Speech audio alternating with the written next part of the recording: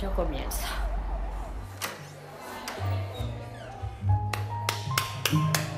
En el año 42, mirando un árbol en otoño, una hoja que se caía, deseé hacer ese tipo de danza. Y cuando traté de buscar música, no la encontré. Y entonces pregunté a la hoja del otoño, ¿para moverte necesitabas música? Y la hoja me contestó, no, necesitaba viento. Y entonces comencé a buscar en los ritmos internos la posibilidad de mover mi danza y mi cuerpo.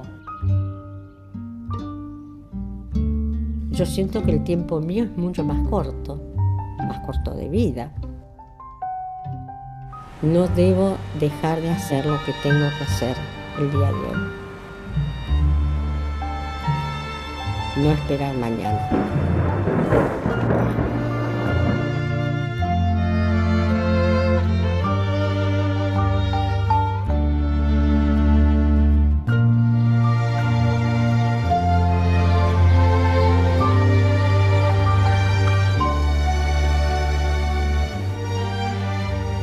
Pueden ir al gran misterio de decir, siento el sonido del viento o siento el sonido del mar.